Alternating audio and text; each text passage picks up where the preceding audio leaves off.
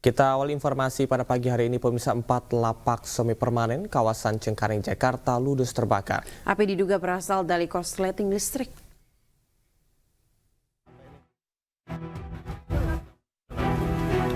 Empat lapak semi permanen di Rawabuaya, Cengkareng, Jakarta ludes terbakar pada Selasa siang. Banyaknya bangunan yang mudah terbakar membuat api cepat merambat ke bangunan lainnya. Api pertama kali terlihat dari lapak dan langsung membesar hingga merambat ke bangunan semi permanen lainnya.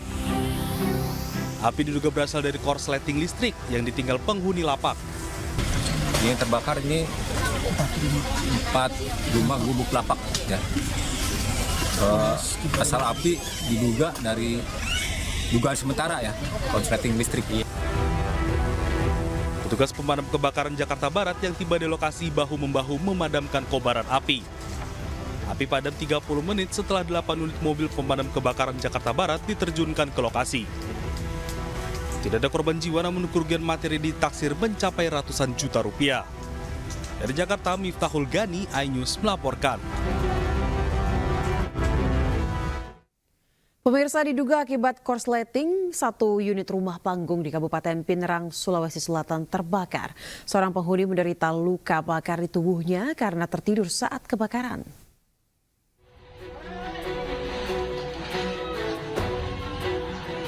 Kobaran api menghanguskan 1 unit rumah panggung di Desa Alita, Kecamatan Matirobulu, Kabupaten Pinerang, Sulawesi Selatan.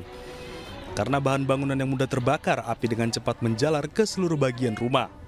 Sementara api berhasil dipadamkan setelah petugas pemadam kebakaran tiba di lokasi. Seorang penghuni rumah mengalami luka bakar yang cukup serius karena sempat terkena sambaran api. Korban saat itu tertidur dan tidak menyadari api yang mulai membesar melahap seluruh bagian rumah. Kini korban menjalani perawatan medis di instalasi gawat darurat Rumah Sakit Umum Kabupaten Pinerang. Dugaan sementara kebakaran terjadi akibat korsleting listrik. Kami mendapatkan ada 1 korban, yang mana pemilik rumah sendiri. Mungkin pada saat terjadinya kebakaran, ibu rumah tangga tersebut tertidur. Jadi mungkin hanya 1 korban yang kita dapat. Demikian. Kalau penyebab kebakaran itu sendiri sebagai apa? Menurut informasi dari keterangan korban, bahwa kemungkinan ada korsleting pada lampu atau listrik. Demikian. Akibat kebakaran ini kerugian ditafsir mencapai ratusan juta rupiah. Viral di media sosial, pemirsa, aksi kejar-kejaran sebuah mobil pribadi yang dikejar patroli polisi di jalan raya di jalur Pantura Tegal hingga Jalan Kampung di Kota Tegal, Jawa Tengah pada Senin siang. Mobil pelaku bahkan sempat dirusak massa hingga akhirnya pelaku menceburkan diri ke sungai menghindari amukan massa.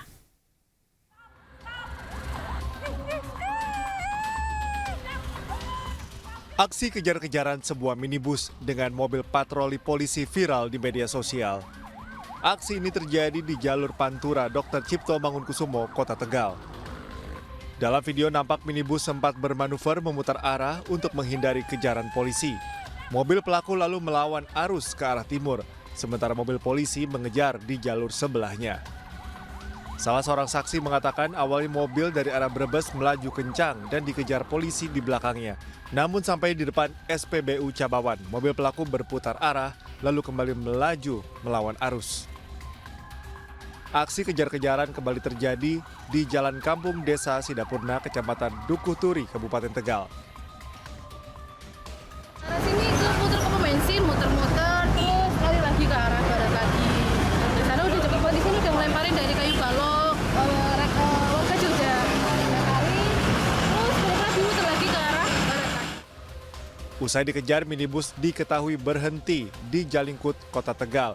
Sementara pelaku kabur dengan menceburkan diri dan berenang ke sungai.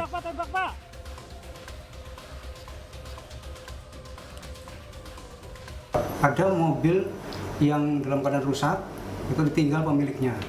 Nah, kita langsung dari tim kita langsung berangkat ke sana ke TKP. Memang betul di sana memang ada mobil yang dalam keadaan kacanya baik pintu sebelah kiri maupun depan rusak. itu diduga dilempari siapa, kita belum tahu ya. Kemudian pada saat itu juga ada di video yang viral itu orangnya yang supirnya ini meninggalkan. Hingga kini Satreskrim Polres Tegal Kota masih melakukan penyelidikan kasus ini, termasuk meminta keterangan anggota PJR yang melakukan pengejaran, lalu memeriksa surat-surat kendaraan. Sementara pelaku masih belum diketahui keberadaannya. Pemirsa, aksi ugal-ugalan dan freestyle seorang pengendara sepeda motor di Kota Palopo, Sulawesi Selatan viral di media sosial. Aksi ini diduga dilakukan demi konten di media sosial.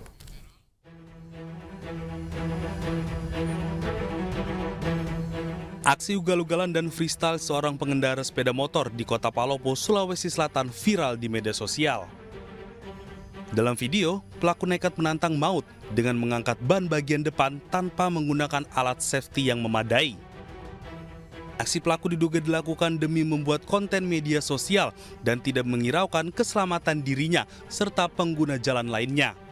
Usai viral, aparat kepolisian Polres Palopo melakukan patroli di wilayah tersebut dan mengamankan beberapa pelaku dan diberikan sanksi. Kami menemukan kegiatan-kegiatan freestyle dan kami bawa ke kantor di Jalan Kelapa untuk diminta keterangan terkait masalah kegiatan tersebut yang memang bisa membahayakan lalu lintas keselamatan pengguna jalan lain, khususnya yang melintas jalan lingkar. Kami buat surat pernyataan sehingga kedepannya tidak mengulangi lagi. Untuk menghindari kejadian serupa, polisi mengimbau agar tidak menggunakan jalan umum sebagai ajang atraksi membahayakan. Selain itu, polisi juga melakukan patroli di wilayah yang sering dijadikan tempat balap liar dan freestyle.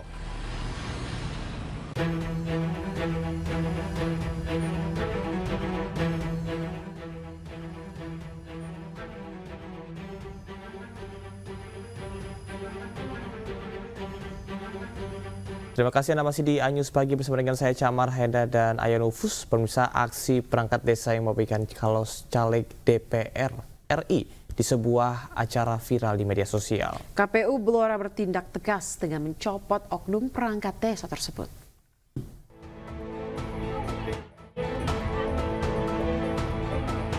Video seorang perangkat desa yang membagikan kaos caleg di sebuah acara viral di media sosial. KPU Kabupaten Blora mengaku telah menerima rekomendasi dari Badan Pengawas Pemilu Kabupaten Blora atas dugaan pelanggaran kode etik yang dilakukan oleh oknum perangkat desa tersebut. Perangkat desa bernama Susilo ini diduga dengan sengaja terlibat membagikan kaos salah satu caleg DPR RI di suatu acara. Akibatnya, KPU Kabupaten Blora telah memberhentikan Susilo sebagai anggota sekretariat PPS di Desa Japah, Blora. Pada tanggal 2 Januari 2024 dan pada hari itu juga pada tanggal 2 Januari 2024 kami dari Kabupaten Blora sudah memberhentikan Susilo sebagai sekretaris PPS di Kecamatan Japah. Sementara itu, Bawaslu telah merekomendasikan 2 pelanggaran yang dilakukan Susilo, yakni melanggar kode etik dan pelanggaran hukum lainnya. Dari Blora, Jawa Tengah, Heri Purnomo, Anyus melaporkan.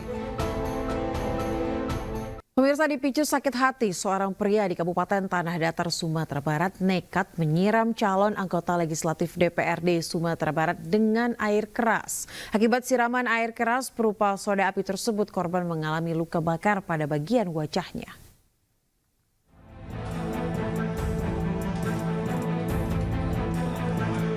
FH, pelaku penyiraman air keras terhadap calon anggota legislatif DPRD Sumatera Barat dari Partai Persatuan Pembangunan, mengaku nekat menyiramkan air keras berupa soda api kepada korban yang merupakan mantan istri sirinya karena latar belakang cemburu.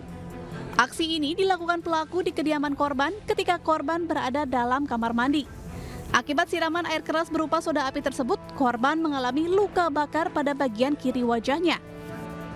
Penyiraman air keras tergolong salah satu tindak pidana penganiayaan berat. Tindak pidana ini juga direncanakan terlebih dahulu oleh pelaku.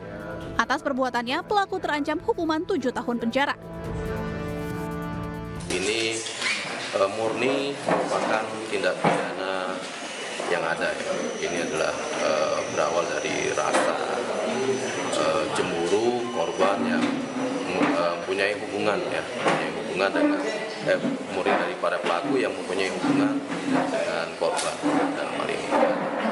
Dasar itulah pelaku ya menyiram cairan tadi yang kami sampaikan, cairan soda api ke bagian wajah pada korban. Jadi tidak ada kaitannya dengan masalah politik yang ada di. Polisi mengungkap kasus ini setelah mendapat rekaman bukti CCTV dari sebuah toko penjual air aki yang didatangi pelaku sebelum mencampurnya dengan soda api dan menyiramkan ke wajah korban. Tak hanya rekaman CCTV, botol dan sisa soda api pun ditemukan di sekitar kamar mandi tempat korban disiram pelaku yang jadi bukti kejahatan. Sebelumnya, berita yang beredar menyebut korban disiram lawan politiknya menjelang pemilu. Saat ini korban masih dalam perawatan. Dari Kabupaten Tanah Datar, Sumatera Barat, Agung Sulistyo, iNews melaporkan.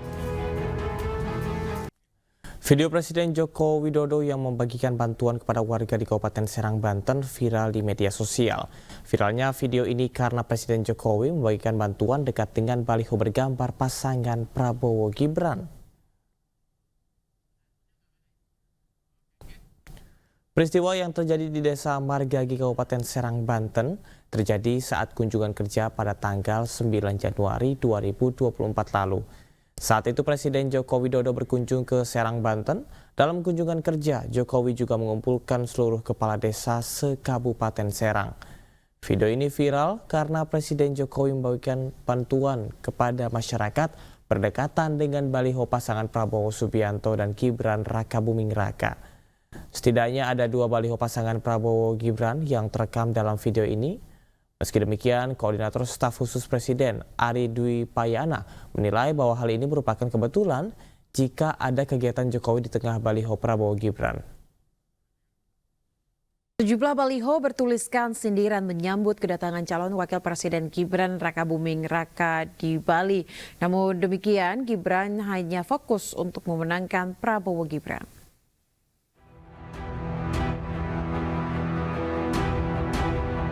Sejumlah spanduk bernada sindiran yang diduga untuk calon wakil presiden nomor urut 2, Gibran Rakabuming Raka, terpasang di sejumlah titik di Denpasar, Bali, seperti di Jalan Sudirman dan kawasan Jalan Watu Renggong, Denpasar. Namun belum diketahui siapa yang memasang spanduk bertuliskan sindiran ini. Terkait banyaknya spanduk yang berisi sindiran, calon wakil presiden Gibran Rakabuming Raka tak terlalu menanggapi. Putra sulung Presiden Joko Widodo ini hanya meminta relawan dan pendukungnya untuk fokus memenangkan paslon nomor urut 2 tanpa menjelekkan paslon lain. Menjelek-jelekan program dari paslon lain.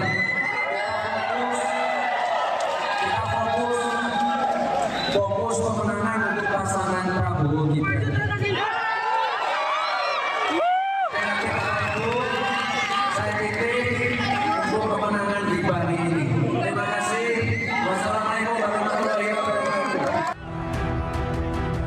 Diketahui hari ini berkampanye di Bali, Gibran menghadiri sejumlah acara seperti konser Dewa, deklarasi Semeton Bali, pertemuan dengan komunitas kreatif anak muda Bali, dan konsolidasi TKD Provinsi Bali maupun sukarelawan. Dari Denpasar, Bali, Indira Ari, iNews melaporkan. Capres nomor urut 2 Prabowo Subianto menyindir paslon nomor urut 1 Anies Baswedan soal lahan 340.000 hektar miliknya yang disinggung dalam debat ketiga Pilpres 2024. Narasi yang dilontarkan Anies Baswedan ke Prabowo Subianto dianggap terlalu personal.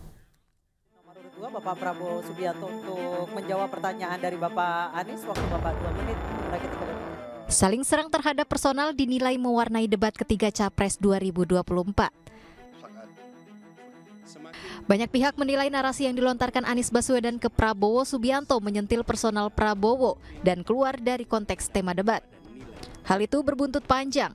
Hingga kini Prabowo Subianto masih jengkel soal lahan 340.000 hektar yang disinggung Anies dalam debat ketiga Pilpres 2024 yang digelar hari Minggu 7 Januari lalu. Prabowo menyinggung hal tersebut dalam sambutannya di sebuah acara yang digelar di Riau.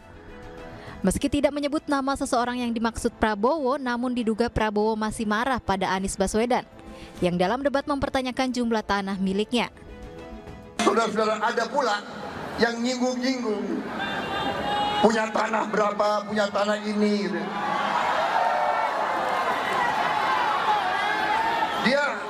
Dia pinter atau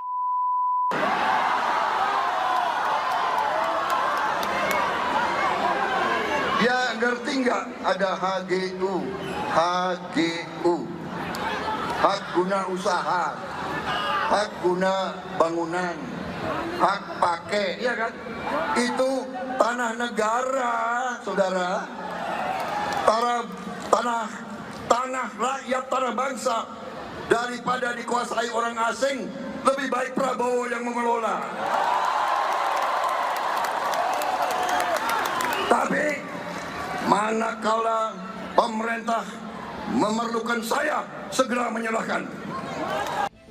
Sebelumnya, Anies Baswedan menyinggung kepemilikan lahan milik Prabowo saat debat ketiga Capres hari Minggu lalu. Anies membandingkan jumlah lahan yang dimiliki Prabowo dengan rumah dinas milik prajurit TNI dan Polri. Sebelum saya menjawab pertanyaan itu, saya mengklarifikasi tadi data yang meleset. Maaf Pak Prabowo, angkanya terlalu kecil. Bukan 320 hektar, tapi 340.000 hektar. Saya klarifikasi. Anies menilai kepemilikan lahan Prabowo adalah sebuah ironi di saat masih banyak prajurit TNI tidak memiliki tempat tinggal dan upah rendah. Tim Liputan iNews melaporkan. Pemirsa, calon presiden nomor urut 1 Anies Baswedan dilaporkan ke Bawaslu Republik Indonesia oleh Pendekar Hukum Pemilu Bersih terkait pernyataannya saat debat Pilpres ketiga. Anies dituding telah memfitnah Capres nomor urut 2 Prabowo Subianto soal kepemilikan tanah seluas 340.000 hektar.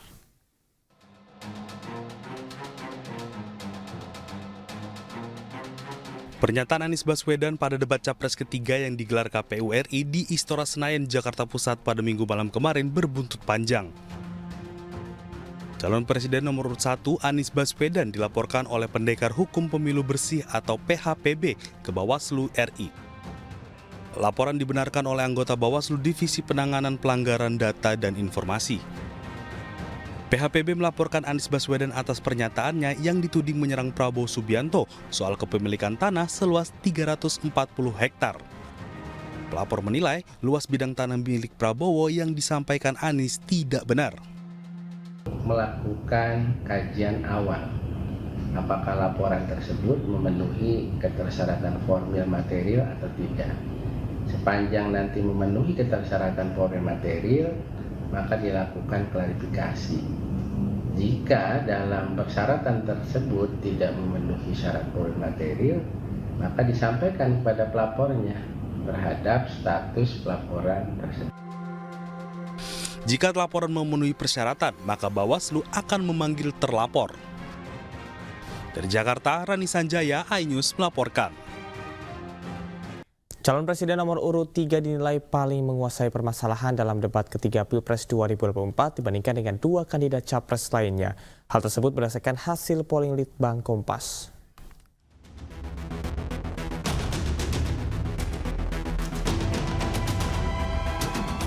Gelaran debat Pilpres ketiga telah usai. Berdasarkan hasil polling Litbang Kompas merilis survei terkait debat Capres di Istora Senayan Minggu malam. Hasilnya secara umum responden paling puas dengan penampilan Capres nomor urut 3 Ganjar Pranowo. Pada aspek kemampuan menjawab pertanyaan dengan penguasaan masalah, Ganjar mendapatkan poin paling baik 7,4. Lalu disusul Capres nomor urut 1 Anies Baswedan dengan nilai 7,2% dan Capres nomor urut 2 Prabowo Subianto memperoleh nilai terkecil 6,9%. Sementara dalam poin kemampuan menjawab pertanyaan dengan benar dan lugas, Ganjar dan Anies sama-sama mendapatkan nilai 7,4. Sementara Prabowo Subianto ada di posisi buncit dengan raihan nilai 6,9. Mayoritas dari responden menyatakan puas dengan penampilan debat Ganjar dibandingkan Anies dan Prabowo. Tingkat kepuasan responden dalam penampilan Ganjar Pranowo memperoleh hasil tertinggi, yakni 79,7%. Kemudian Anies Baswedan 71,4% dan posisi persentase terendah kepuasan responden terhadap Prabowo Subianto sebesar 48,9%. Ketua KPU RI akan mengevaluasi aksi Grace Natali, Wakil Ketua Tim Kampanye Nasional Prabowo Gibran yang menghampiri moderator saat debat ketiga Pilpres. Grace menyebut hampiri moderator untuk sampaikan aksi pendukung yang dianggap mengganggu capres saat berdebat. Ketua Komisi Pemilihan Umum Hasyim Asyari menyayangkan sikap politikus Partai Solidaritas Indonesia Grace Natali dan Isyana Bagus Oka yang menghampiri moderator debat saat debat ketiga Pilpres pada Minggu. Menurut Hasyim, apapun alasannya tindakan dua pendukung paslon nomor urut 2, Prabowo Gibran ini tidak dibenarkan. Terlebih KPU dan tim perwakilan paslon telah menyepakati soal mekanisme melayangkan protes. Ya nanti kan jadi bahan evaluasi. Kalau saya sudah statement kan, masing-masing tim pasangan calon berdasarkan pengalaman debat pertama, kemudian disepakati masing-masing tim pasangan calon ada LO-nya. Ada LO yang memang berada di tim pendukung. Terus ada LO yang bergerak bebas dalam arti begini, bisa kesana kemari untuk menjembatani komunikasi. Kalau sudah disepakati seperti itu, siapapun kan harusnya menggunakan LO yang disepakati itu. Sementara itu politisi PSI Grace Natali menyampaikan alasan dirinya bersama Isyana Bagus Oka menghampiri moderator debat. Grace pun mengklaim telah berkoordinasi dengan LO debat Pilpres 2024. Maka pastilah semua capres butuh konsentrasi dan fokus yang tinggi. Oleh karenanya, gestur mengangkat tangan tinggi-tinggi ini berpotensi mengganggu konsentrasi dari semua capres yang sedang berusaha menjawab pertanyaan dalam waktu yang sangat singkat. Diketahui debat ketiga pemilihan presiden 2024 berlangsung panas, masing-masing calon presiden saling serang terutama saat membahas tema pertahanan. Tim Liputan iNews melaporkan. KPU RI memastikan tidak akan mengubah format debat selanjutnya. Perubahan format debat Pilpres 2024 keempat dan kelima dinilai bisa menimbulkan pertanyaan publik.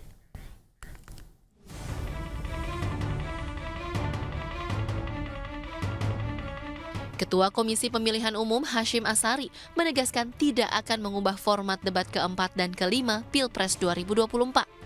Menurut Hasyim, format debat sudah disepakati sebelumnya oleh tim pasangan calon dan juga televisi penyelenggara. Selain itu, perubahan format debat bisa menimbulkan pertanyaan publik mengingat pelaksanaan ketiga debat sebelumnya dilakukan dengan format yang sama. Kan model atau bentuk debatnya sudah disepakati. Ada 6 segmen. Segmen pertama visi misi program, segmen 2 dan 3 pertanyaan yang disiapkan oleh panelis dan kemudian masing-masing calon menjawab. Segmen 4 dan 5 adalah pertanyaan masing-masing calon kepada calon yang lain dan dijawab oleh calon. Segmen ke-6 penutup.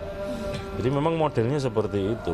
4 dan 5 pun akan begitu, debat ke-4 dan ke-5 pun akan begitu. Cukup itu. Karena kalau diubah nanti jadi pertanyaan, kenapa diubah? Gitu. Karena sudah 3 kali debat. Kenapa polanya diubah? Gitu. Jadi kalau sudah jadi pola, sudah ada pakemnya ya kita ikuti. Kalau ada perubahan pasti menimbulkan pertanyaan berikutnya. Sementara itu, calon wakil presiden nomor urut 3, Mahfud MD, tidak sepakat atas penilaian adanya serangan personal saat debat ketiga kemarin. Mahfud menilai bahwa pertanyaan yang diajukan kepada Prabowo Subianto bukan bersifat rahasia negara. Ya sudah berjalan kan, selesai, silakan dinilai aja. Media juga sudah menilai, pengamat sudah menilai. Saya kira itulah. Kalau penilaian presiden, kalau saya sih enggak. Misalnya rahasia negara. Apa rahasia negara yang harus dibongkar? Enggak ada kan rahasia negara yang dirahasiakan. Kalau rahasia negara itu misalnya intelijen, strategi penyerangan, peta. Ini kalau bicara soal anggaran, kok anggarannya segitu, gitu. Kok situasi begitu kan itu bukan rahasia. Serangan personal yang dimaksud saat debat Pilpres justru dirasakan oleh calon presiden nomor urut 1 Anies Baswedan. Anies menganggap dirinya seringkali mendapat pertanyaan personal sementara ia mengkritik kebijakan-kebijakan dari para capres. Iya, saya berkali-kali diserang secara personal malah. Disebut namanya, diminta untuk belajar lagi, malah nggak bicara tentang kebijakan yang saya buat. Saya merasakan itu memang. Jadi saya malah berharap kalau mau mengkritik saya, kritiklah kebijakan, kritiklah argumen. jangan malah menyerang orangnya. Dan coba Anda lihat, di antara kami bertiga, siapa yang menyerang personal? Saya setuju dengan yang disampaikan Pak Jokowi. Dan kalau jangan menyerang personal, sekarang dilihat mana yang menyerangnya personal, mana yang mengkritiknya kebijakan. Sebelumnya, Presiden Joko Widodo mengomentari pelaksanaan debat ketiga Pilpres 2024 minggu lalu. Menurut Jokowi, debat kemarin kurang menunjukkan substansi dan visi para capres dan terlalu banyak serangan personal. Tim Liputan iNews melaporkan. Pemirsa, Presiden Joko Widodo kembali soroti pelaksanaan debat presiden yang diselenggarakan Komisi Pemilihan Umum. Jokowi menekankan bahwa pernyataannya terkait debat presiden berlaku untuk semua calon presiden dan perbaikan harus dilakukan demi tampilkan debat yang berkualitas. Pernyataan Jokowi ini disampaikan saat Presiden akan berangkat ke Vietnam, Filipina, dan Brunei. Lawatan kenegaraan ini berlangsung dari 9 hingga 14 Januari 2024. Dalam pernyataannya, Presiden Joko Widodo kembali tekankan perbaikan tata cara debat perlu dilakukan KPU guna menampilkan debat yang berkualitas yang mengedukasi masyarakat. Saya berbicara untuk ketiga calon dan untuk perbaikan-perbaikan ke depan. Juga untuk introspeksi kita semuanya, untuk evaluasi kita semuanya. Saya tidak berbicara satu calon atau dua calon. Sementara itu, Ketua KPU Hashim Asyari akan mengundang tim ses masing-masing paslon untuk mengevaluasi penyelenggaraan debat ketiga Pilpres 2024. Terkait pernyataan Presiden Joko Widodo, Ketua KPU enggan berkomentar. Dalam waktu dekat ini nanti KPU akan mengundang tim pasangan calon seperti yang sudah ya, rapat pertama kan dengan tim pasangan calon tentang apa saja yang kemarin terjadi, peristiwa apa dari aspek teknis penyiaran, aspek debatnya maupun suasana yang ada di situ, nanti kita evaluasi bersama-sama. Dan kemudian pertemuan kedua kan nanti dengan televisi yang akan menjadi penyelenggara debat yang keempat. Dan nanti ada pertemuan juga antara tim pasangan calon dengan televisi penyelenggara. Jadi semuanya ini akan disampaikan, tapi bukan atau belum sekarang ya, karena nanti masih ada pertemuan dengan tim pasangan calon. Saya nggak komentar ya. KPU ini kan menyelenggarakan debat sudah dengan berbagai macam pertimbangan dan pembicaraan kesepakatan dengan semua tim pasangan calon. Misalkan Sementara calon presiden nomor urut 3 pemirsa Ganjar Pranowo menemui ratusan santri di Ponpes Al-Ihya Ulumuddin, Kabupaten Cilacap, Jawa Tengah. Kunjungan Ganjar disambut antusias warga dan para santri. Ganjar Pranowo melanjutkan rangkaian kampanyenya di Kabupaten Cilacap, Jawa Tengah dengan berkunjung ke Pondok Pesantren Al-Ihya Ulumuddin sekaligus menghadiri peringatan haul ke-65 Kiai Haji Badawi Hanafi yang merupakan pimpinan pesantren tersebut. Ganjar disambut antusias warga dan ratusan santri yang memadati kompleks Pondok Pesantren Al-Ihya Ulumuddin. Usai menyapa warga, Ganjar langsung melakukan pertemuan tertutup bersama pengurus Ponpes Gus Imdas Selasa siang. Usai menyapa warga dan para santri di Ponpes Al-Ihya Ulumuddin, Ganjar melanjutkan sejumlah kegiatan kampanye, yakni bertemu dan berdialog dengan nelayan dan relawan. Marilah kita mulai. Untuk itu marilah. Pemirsa, calon presiden nomor urut 1 Anies Rashid Baswedan berkampanye ke Kendari, Sulawesi Tenggara. Dalam kunjungannya, Anies berjanji akan memajukan pariwisata Indonesia, terutama wilayah Sulawesi.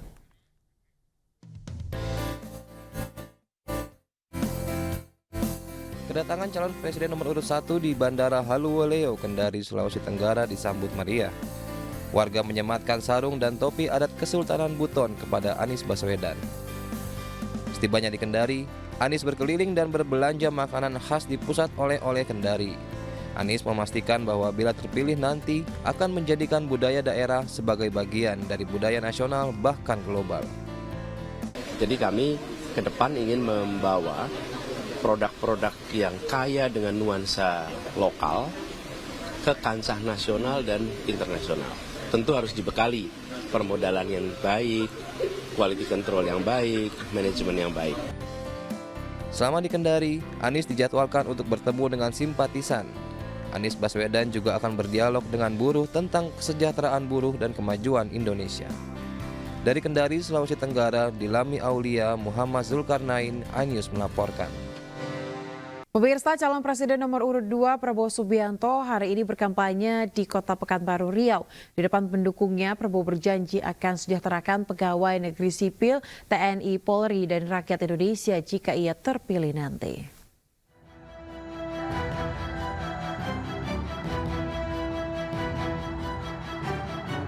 Calon Presiden nomor urut 2 Prabowo Subianto menghadiri konsolidasi relawan Prabowo Gibran seprovinsi Riau di gelanggang olahraga Pekanbaru Riau. Dalam orasi politiknya, Prabowo menyampaikan jika Indonesia ingin menjadi negara yang lebih maju, perlu mencari pemimpin yang berani, jujur, dan memikirkan rakyatnya. Di hadapan ribuan pendukungnya, Prabowo kembali menyampaikan keyakinannya menang satu putaran dalam kontestasi Pilpres ini. Prabowo juga berjanji jika ia terpilih menjadi presiden akan menaikkan gaji pegawai negeri sipil, TNI, Polri, dan mensejahterakan rakyat Indonesia. Negara yang begini kaya, sepantasnya lah mendapat pemimpin-pemimpin yang arif dan bijaksana. Sepantasnya menerima pemimpin yang jujur, yang lurus. Pemimpin yang selalu berpikir rakyat, bangsa. Prabowo juga meminta masyarakat Riau untuk memenangkan pasangan Prabowo Gibran dalam Pilpres 2024 yang tinggal 38 hari lagi. Usai berorasi, Prabowo sempat berjoget bersama simpatisan dan pendukungnya. Prabowo juga sempat membagikan baju kepada massa pendukungnya. Dari Pekanbaru Riau, Indra Yoserizal, iNews melaporkan.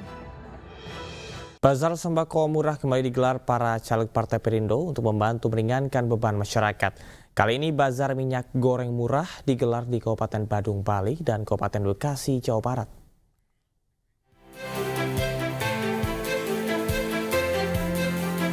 Caleg DPR RI Dapil Bali dari Partai Perindo Selvianti Junues bersama caleg DPRD Kabupaten Badung Dapil 1 Mengwi Endang Aksioma gelar bazar minyak goreng murah. Sebanyak 500 liter dijual murah untuk warga Desa Buduk, Kecamatan Mengwi, Kabupaten Badung. Pasar murah ini untuk masyarakat Mengwi sekitarnya dengan harapan agar mereka terbantu sedikit untuk kebutuhan dapurnya.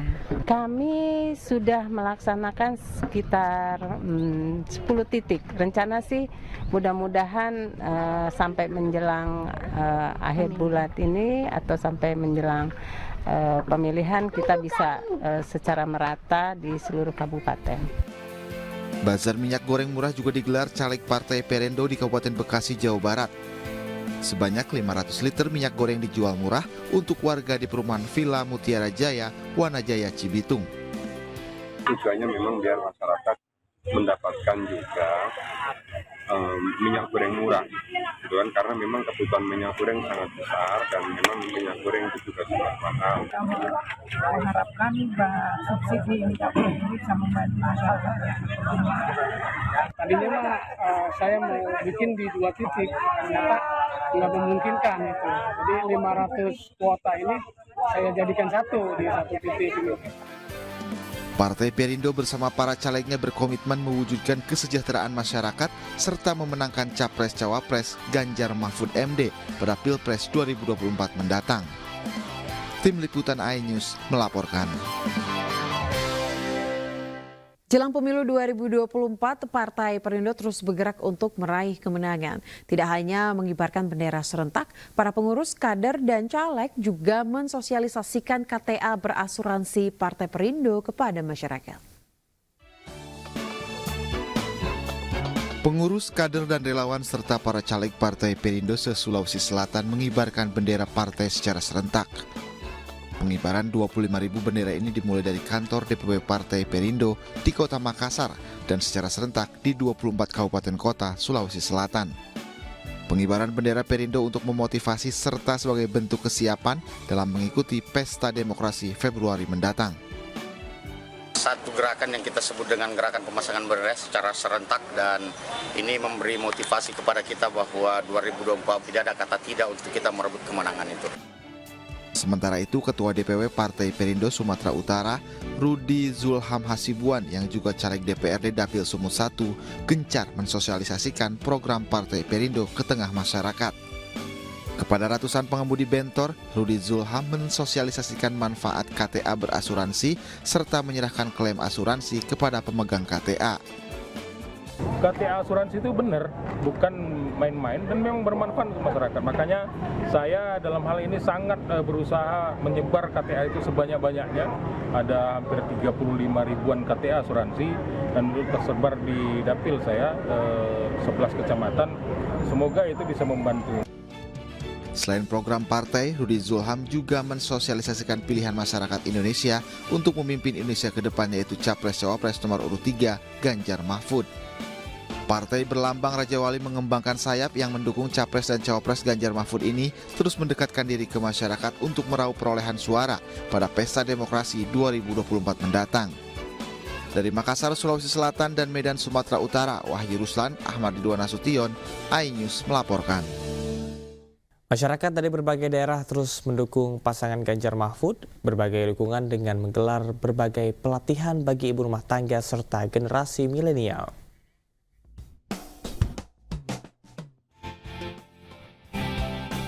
Relawan Ganjar Mahfud Nusa Tenggara Barat mendukung misi paslon nomor urut 3 yang ingin mewujudkan 17 juta lapangan kerja. Hal ini mereka lakukan dengan mengadakan pelatihan kewirausahaan membuat bomboloni dan mojito squash untuk generasi Z dan milenial di Kabupaten Lombok Tengah. Para anak muda yang mengikuti pelatihan ini diharapkan kelak bisa membuka usaha kuliner sendiri hingga menciptakan lapangan kerja bagi masyarakat sekitar. Sedangkan di Jakarta, relawan Mak Ganjar meluncurkan inisiatif pelatihan kewirausahaan berfokus pada pembuatan buket makanan ringan. Pelatihan diarahkan untuk memberikan keterampilan bisnis dengan harapan mampu memberikan landasan bagi kemandirian ekonomi, terutama di kalangan ibu rumah tangga. Kegiatan ini tidak hanya ditujukan untuk pemberdayaan ekonomi, melainkan juga sebagai bentuk dukungan terhadap Ganjar Mahfud dalam agenda Pilpres 2024. Salah satu aksi nyata dilakukan relawan Serikandi Ganjar dalam memberdayakan peran perempuan agar mampu bersaing dan berkreativitas tanpa batas. Melalui pelatihan merajut tali menjadi gelang di Medan, Sumatera Utara, para relawan ingin mendorong kemandirian perempuan milenial dalam berkarya. Diharapkan nantinya karya dengan modal minim tersebut dapat menjadi sumber pundi-pundi rupiah yang mampu mendongkrak perekonomian daerah.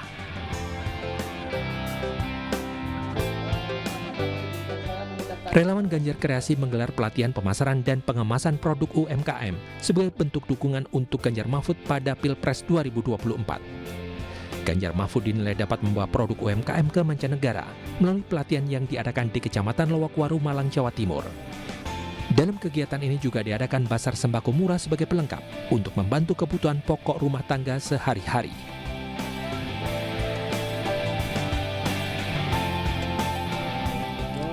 Relawan komunitas ojek online atau Kajol Indonesia Dukung Ganjar terus memantapkan dukungan ke paslon nomor urut 3 Ganjar Pranowo Mahfud MD. Kali ini 39 hari menuju hari pencoblosan, Kajol Indonesia memberikan pembekalan untuk relawan ojol di Cimahi, Jawa Barat. Mereka dibekali sejumlah teknis yang harus disiapkan seperti status daftar pemilih tetap serta perhatian terkait banyaknya intervensi jelang hari pencoblosan.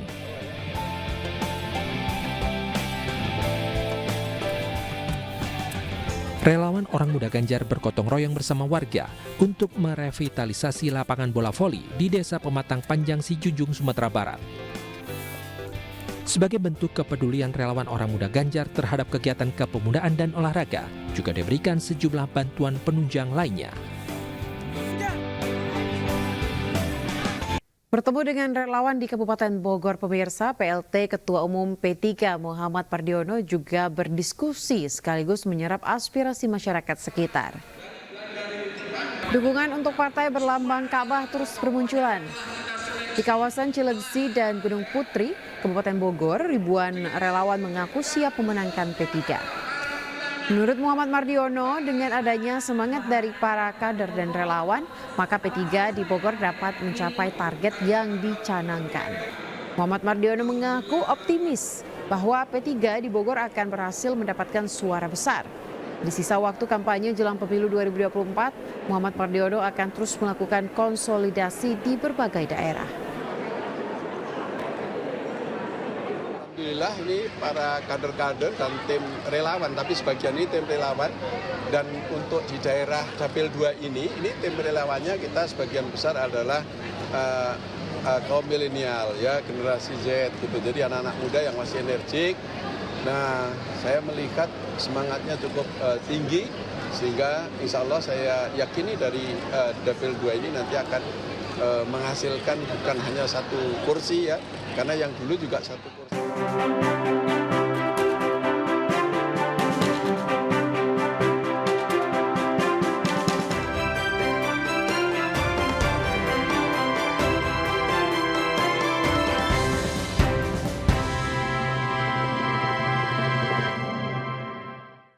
Ya, pemirsa, Polisi Militer Kodam 5 Brawijaya memeriksa 3 oknum TNI Angkatan Darat yang diduga terlibat kasus penggelapan ratusan kendaraan bermotor.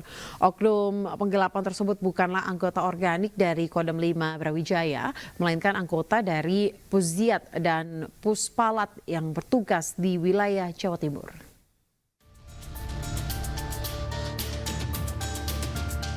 Wakil Kepala Penerangan Kodam 5 Brawijaya Letkol Infantri Muhammad Iswanusi memberikan keterangan terkait hasil pengungkapan kerjasama Polda Metro Jaya dengan Pomdam 5 Brawijaya terkait kasus penggelapan ratusan kendaraan bermotor di Gutbalkir, Pusziat, Buduran, Sidoarjo. Dari kasus pengungkapan tersebut, Pomdam 5 Brawijaya telah memeriksa 3 oknum anggota TNI Angkatan Darat. Ketiga oknum anggota TNI AD tersebut saat ini masih berstatus sebagai terperiksa. Selain itu, ketiga oknum anggota TNI yang diduga terlibat penggelapan ratusan kendaraan bermotor tersebut bukanlah anggota organik dari Kodam 5 Brawijaya, melainkan anggota dari Pusziat serta Puspalat yang bertugas di Jawa Timur. Ada 3 oknum TNI, ya, yang dengan inisial. Yang pertama adalah Kopda AS, kemudian ada Praka J, kemudian ada yang kedua orang itu dia asal satuannya dari Puspalat, kemudian ada lagi dengan Mayor BP itu dari Pusziat. Ketiga oknum TNI ini pada dasarnya mereka memang berdinas di wilayah Jawa Timur, tapi mereka bukan merupakan organik Kodam 5 Brawijaya.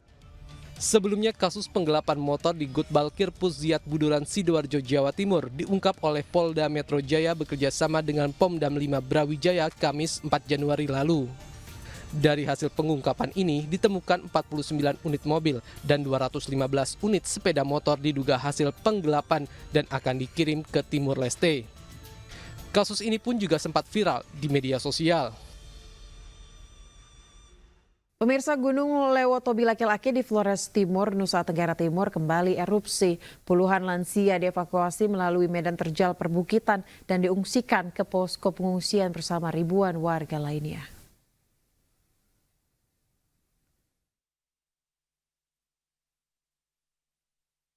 Gunung Lewotobi laki-laki di Kecamatan Wulanggitang, Kabupaten Flores Timur, Nusa Tenggara Timur kembali erupsi.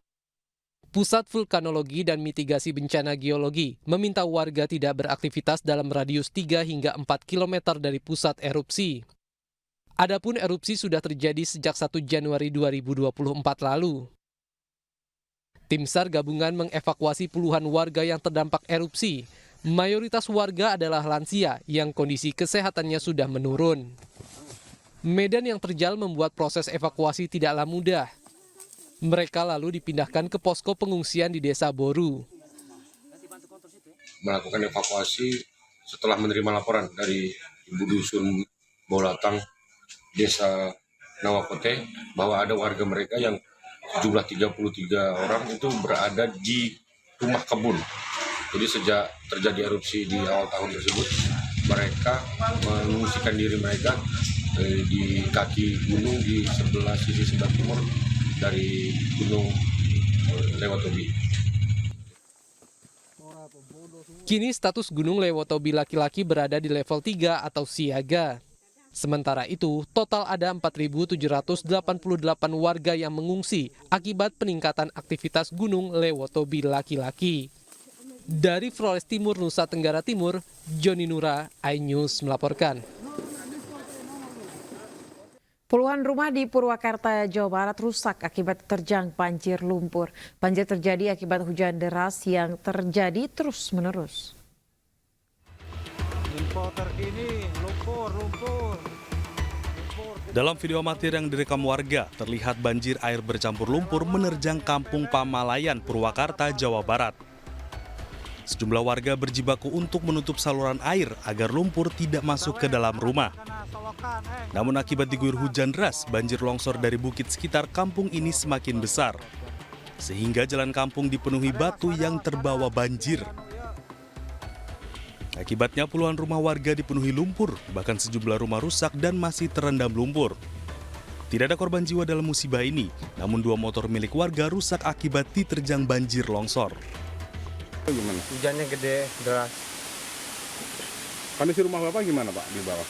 Kalau di bawah sih agak aman, kalau sawahnya pada longsor-longsor di atasnya ya. Tapi nggak bisa ditempatin lagi Pak? Nggak bisa, udah pada hancur semua. Udah pada penuh sama lumpur. Ya.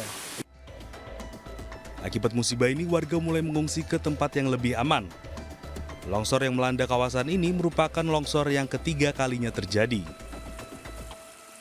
Ratusan umat Kristiani dari berbagai daerah dan denominasi gereja menggelar ibadah dan perayaan Natal yang digelar oleh Badan Musyawarah Antar Gereja BAMAK Nasional di Jakarta Concert Hall, Anius Tower, Jakarta. Pesan Natal yang disampaikan adalah bersatu untuk memberi kontribusi positif dan ikut berperan bagi pembangunan dan kemajuan bangsa menuju Indonesia Emas tahun 2045.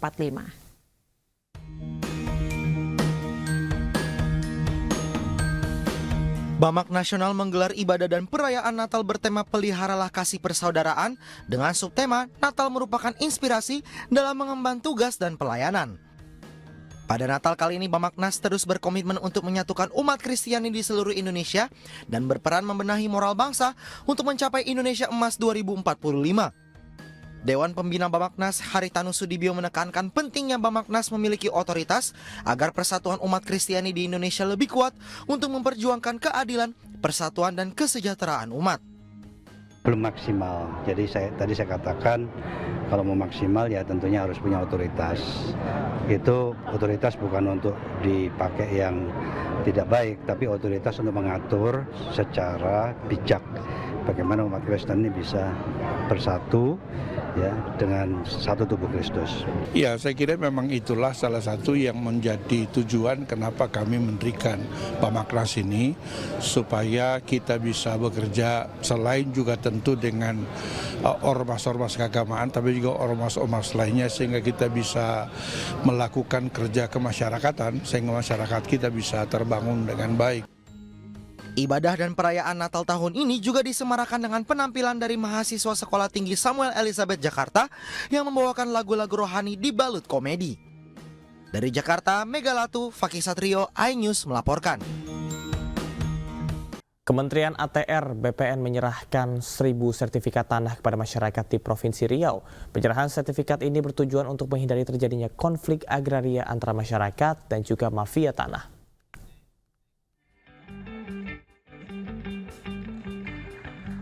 Penyerahan sertifikat tanah dilakukan secara terpisah, yakni 500 sertifikat bagi masyarakat Kabupaten Siak dan 500 sertifikat diserahkan kepada masyarakat Kota Pekanbaru.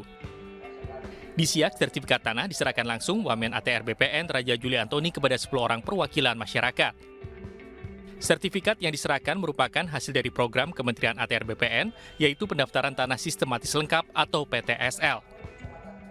Penyerahan sertifikat tanah ini bertujuan untuk menghindari terjadinya konflik agraria antara masyarakat dengan perusahaan dan mafia tanah. Masyarakat yang telah mendapatkan sertifikat ini akan mendapatkan kepastian hukum bagi pemiliknya karena sertifikat tanah mereka sudah tercatat secara resmi di kantor pertanahan. Di tahun 2024 ini Kementerian ATR BPN akan menyelesaikan 4.000 sertifikat di Kota Pekanbaru. Kementerian ATR BPN berharap pada tahun ini target pemerintah dapat tercapai untuk dapat menyelesaikan sertifikat di seluruh Indonesia hingga berakhirnya masa jabatan Presiden Jokowi. Dari Siak Riau, Indra Yossi Rizal, iNews melaporkan.